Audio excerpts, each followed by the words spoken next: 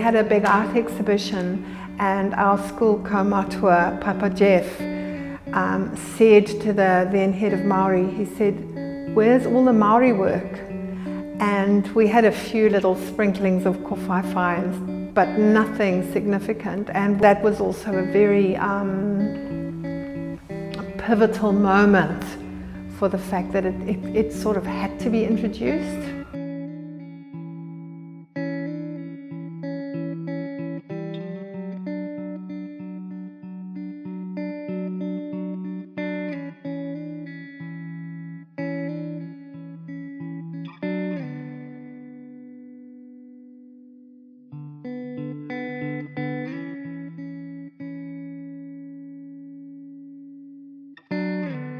Malcolm suggested that a sort of way of extending that was to actually do the real thing and actually get into Whakairo. There ain't many carvers in New Zealand for a start, and there ain't many that are keen to teach kids. So just by chance I heard of this guy Jay who was out at the Matatua Marae. His depth of knowledge of carving, his depth of knowledge of te reo, he knows. He's a local, you know, he's brought up and bred in Mangere. The majority of students here at Otahuhu College are Pacific Island. Few Māori, not many, and that was the challenge for me. Finding a few gems amongst these children that are here. And the amazing thing is I found a few gems through this Whakairo, and that was one of my dreams. It wasn't like an ordinary classroom, it was, there was no barriers. We could do as we wanted. Like, if we felt like carving, we'd carve. Didn't feel like carving, we'd just design some stuff. This one day I wanted to design a piece for my mom, and I wanted to cover something for her birthday. So I asked Jay Mason if I could take some equipment home and do some work there. And I started carving on the fence. Yeah, and then like it got dark. I used my phone torch. I just kept going. I didn't want to stop. And then my mom was, my auntie, my mom's older sister, she came around and she saw me carving. And she was saying, "Did you know your grandpa did carving?" And I said, "Oh, true. I didn't know that." And then she's like, "Yeah, he used to carve tikis and stuff in Tonga." It was like he's like part-time carver. So this is my father, my mum, my baby brother and sister, and me and my sister. Mainly it represents my dad and his culture, and like he's like mean Māori mean, so he's like, he loves his Māori, and so he'll always like do hakas and that, and so I thought I'd just let his eye stand out instead of like everyone else's. There's no way we're going to have a course that only the boys can enjoy, you know. So this is a sort of new territory in some ways. And we were a little bit nervous about that. And I thought, you know, like, just go for it, you know. Something good's got to happen, and it has. When I found out that females weren't allowed to carve, it kind of like shocked me. And to see that females are carving now, it's actually pretty cool.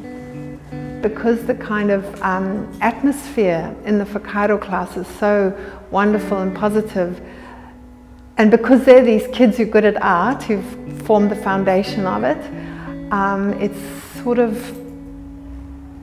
the caliber is very, very high, even from the kids who've never done art and are not necessarily that able in some subjects.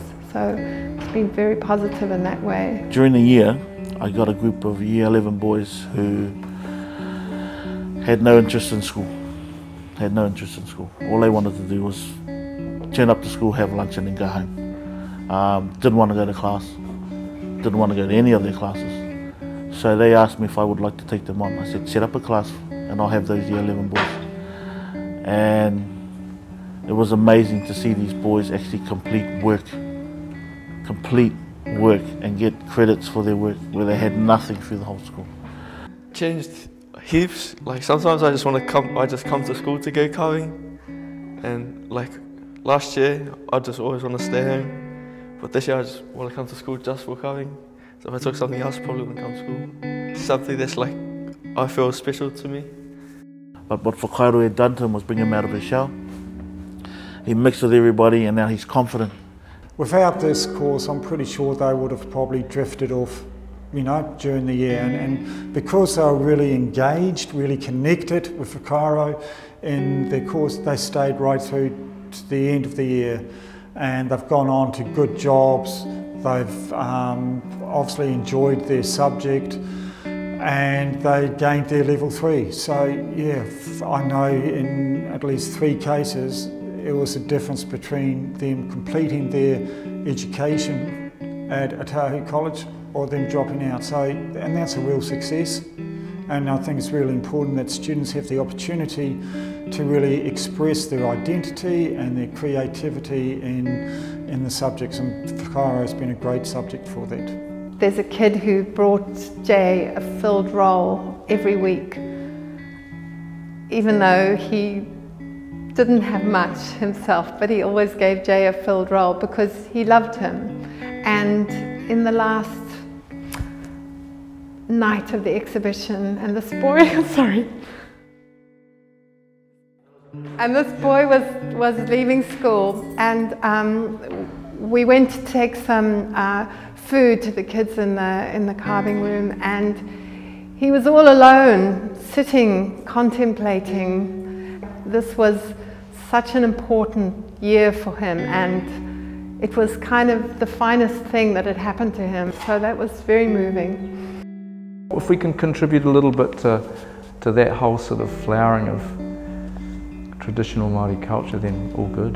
But now being in there like every day for that hour, so yeah, it's helping me heaps, like to progress with what I know and learning about what different patterns mean. Everything, just like something that helps me connect to my culture. I just kind of want to stay with the fire kind of thing. Yeah. I like painting it. It's like, and you know, the flow of it. You know, when you do something like this, you can't just like leave it. Yeah, it's really special.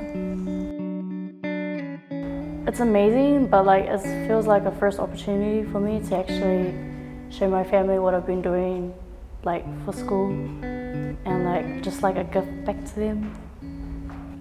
Great experience to teach Whakairo, sharing the knowledge that I had gathered through the years.